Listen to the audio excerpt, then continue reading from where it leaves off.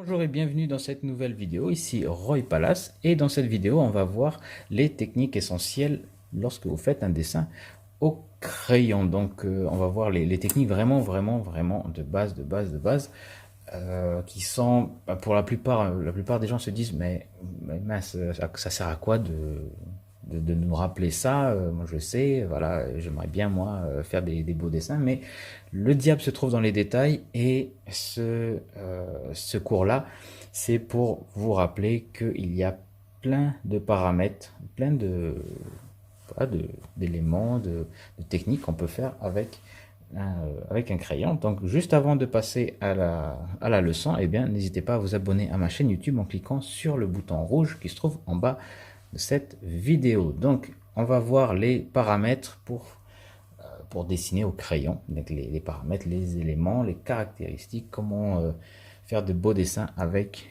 le crayon. Donc, il y a les 5 paramètres que je vais vous présenter là sont des paramètres que moi je connaissais, mais que j'ai regardé en fait le livre. Alors, je sais pas si vous connaissez Alfonso Dune. Alors, je l'ai ici, Alfonso Dune. Il a écrit donc ce livre Pen and Ink Drawing, qui est fantastique. C'est vraiment un super bouquin. Donc, la partie dont je vais vous parler, elle se trouve au départ. Et en fait, lui, bon, il travaille avec le feutre. Si jamais vous pouvez l'acheter, ce livre, il est vraiment top. Donc, je vous mettrai un lien dans la description vers la chaîne d'Alfonso, parce que c'est vraiment chouette si vous parlez anglais. Donc, les paramètres, je vais juste moi en rajouter un, parce que il a tellement bien décrit, il a tellement bien synthétisé quels sont ces paramètres-là, que bon, j'ai pas grand-chose à rajouter, sauf que bon, moi je fais du crayon, lui il fait du feutre, et alors mon livre là il veut pas, voilà, il prend un peu trop de place, voilà. Donc lui il fait du feutre et moi je fais du crayon, donc enfin, du crayon graphite. Donc je vais rajouter un petit paramètre, voilà, parce que l'outil n'est pas le même. Donc qu'est-ce qu'il nous dit lui? Donc premièrement, le crayon, donc lorsque vous tracez quelque chose, il y a l'épaisseur, donc l'épaisseur du crayon, hein, sur laquelle vous allez pouvoir jouer. Donc voilà, ça donne ça si vous voulez.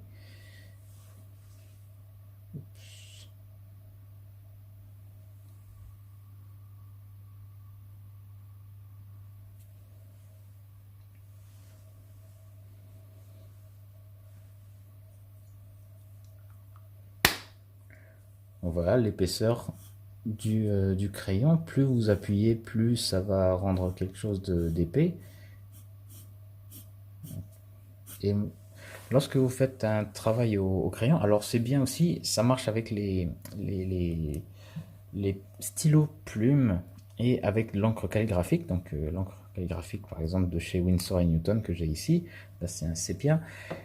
Lorsque vous faites une ligne, eh bien celle-ci va être perçue plus riche lorsqu'il y aura trois, euh, trois valeurs. Donc là on a une valeur très claire ici.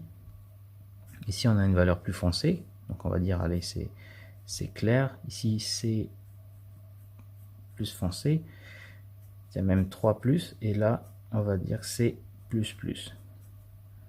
Voilà, on discerne ces 3 valeurs. Donc si vous voulez avoir des dessins qui fassent riches au niveau texture, qui fassent pro, qui fassent assuré, voilà, pas timide, eh bien essayez dans vos lignes de jouer sur l'épaisseur dans la ligne même. Voilà, pas simplement en séparant les lignes, pas simplement en disant ben voilà, moi je veux faire une ligne fine, et puis voilà, j'ai une ligne fine. Ensuite je veux faire une ligne épaisse, mais voilà, j'ai une ligne épaisse. Essayez d'avoir, enfin, de varier, voilà, la pression sur le crayon. Vous voyez que là elle est plus épaisse, et ici elle est plus fine. Donc ça c'est pour l'épaisseur de la ligne. Hop là. Ensuite, il y avait quoi comme technique? Il nous avait dit ouais, les espaces. Donc les espaces, c'est lorsque vous faites, par exemple, des hachures croisées.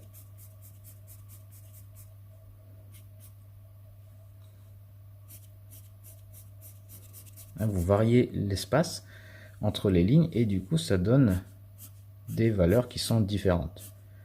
Ça, c'est le deuxième paramètre, simplement. Vous avez les couches. Les couches, donc voilà, on a fait notre on a notre trame et on va rajouter une deuxième trame. Donc ça, c'est les hachures croisées. Et ces couches là, vous pouvez les superposer, voilà, vous pouvez en faire plein. Donc là, j'ai montré une superposition. Ensuite, on va en faire une deuxième, par exemple comme ceci, et vous obtenez des valeurs différentes, hein, plus foncées du coup. Plus vous superposez des couches, plus vous allez obtenir des valeurs foncées. C'est tout simple. Il y a les directions. Donc ça, c'est le 4. On va faire comme ça. Les directions. Donc, j'ai montré dans cette direction-là pour les hachures. On peut partir dans cette direction-ci également. Verticale, horizontale.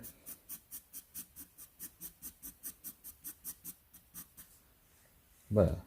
Donc ça, vous connaissez. Et puis après, en 5. Et enfin, vous avez la taille. Donc la taille, c'est quoi? C'est simplement lorsque vous faites ce remplissage là, ce travail de remplissage, vous avez possibilité là, de faire la même chose en tout petit, tout simplement de varier la taille en fonction de votre objet, de l'objet que vous dessinez. Ensuite, moi je rajoute un autre paramètre qui est l'estampage.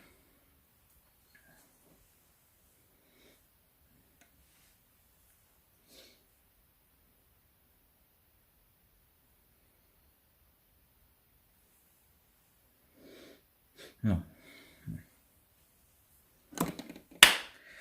Et ensuite, moi je rajoute un autre paramètre qui est on va dire, voilà, qui est l'angle du crayon. Parce que contrairement à un feutre, enfin en tout cas ceux qu'utilise Alfonso Dune, il n'est pas toujours possible de dessiner avec la tranche du crayon, donc avec cette partie-là. Vous voyez, certains feutres, alors j'en ai un ici, peut-être que je vais montrer. Là.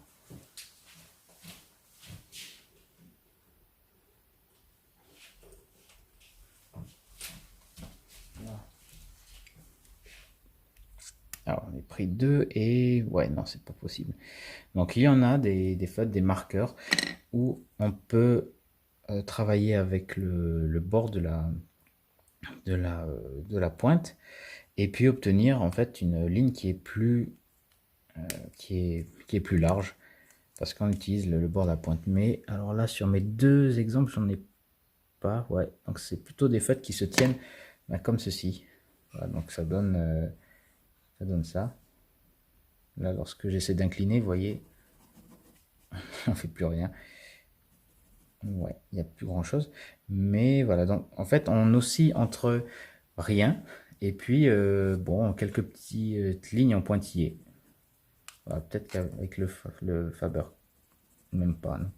Non, donc c'est plutôt... Ouais, c'est jusqu'à cet angle-là. Donc voilà, pour les feutres, on peut pas trop jouer sur ça, sur l'inclinaison. Par contre, avec le crayon, donc là, on a l'angle dans le crayon. Donc le crayon, l'outil. Par exemple, si je dessine avec le crayon à la verticale, je vais obtenir ce genre-là de ligne. Si je dessine avec cet angle-là, je vais obtenir, alors c'est pas très parlant comme ça, voilà, ce genre de ligne épaisse. Hop. Et si je travaille avec complètement la tranche, ici par exemple, hop, j'ai ces lignes-là qui sont plus larges avec à l'intérieur de subtiles nuances de gris, des zones un petit peu plus claires, etc. Donc voilà les 5 paramètres sur lesquels vous pouvez jouer pour améliorer vos dessins. Donc je vais voir si j'ai pas des exemples ici.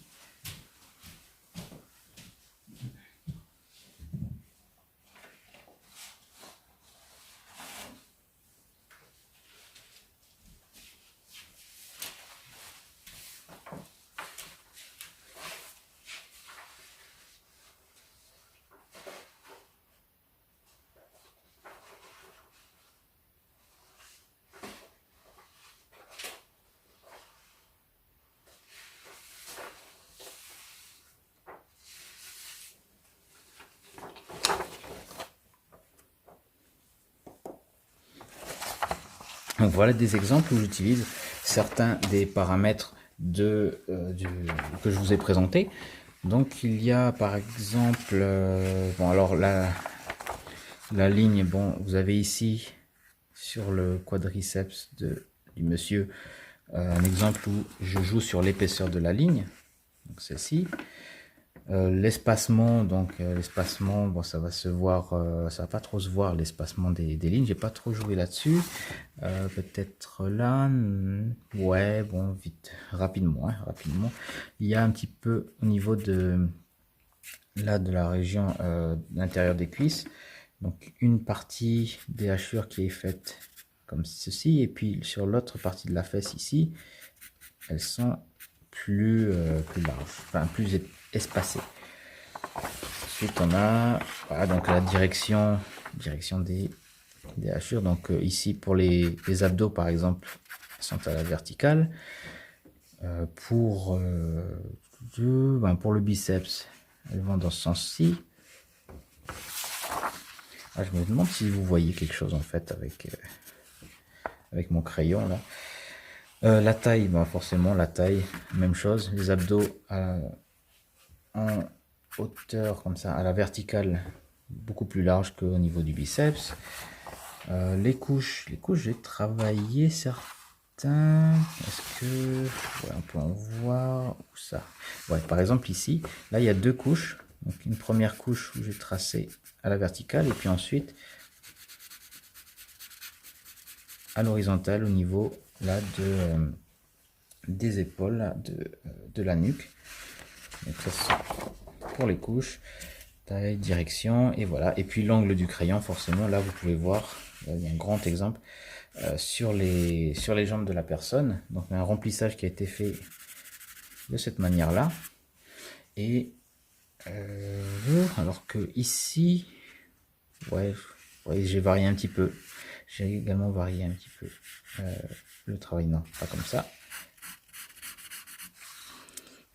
Mais voilà, quelque chose comme ça, mais plus léger. Donc, ce remplissage, j'ai également utilisé dans mes croquis. Donc voilà, plus vous allez utiliser ces paramètres sur un seul dessin, plus celui-ci il va paraître riche et voilà, riche, assuré et puis intéressant. Donc voilà pour cette vidéo. Je vous laisse avec le couple là en dernière illustration. Donc n'hésitez pas à regarder dans la description les cours que je propose si jamais vous voulez aller plus loin. Il y a des fiches révision pour les techniques de croquis, les techniques de dessin de portrait. Donc ce sont des fiches avec qui sont à lire tranquillement. C'est 1 minute par fiche de lecture et chaque fiche propose une technique pour améliorer ses dessins. Donc je vous laisse regarder le programme si ça vous intéresse dans la description. Et puis n'hésitez pas à me dire si vous avez aimé la vidéo en cliquant sur j'aime et si vous n'avez pas aimé, ben, cliquez sur je n'aime pas. Et quant à moi, je vais aller boire mon café et je vous retrouve bientôt pour une prochaine leçon. Ciao ciao.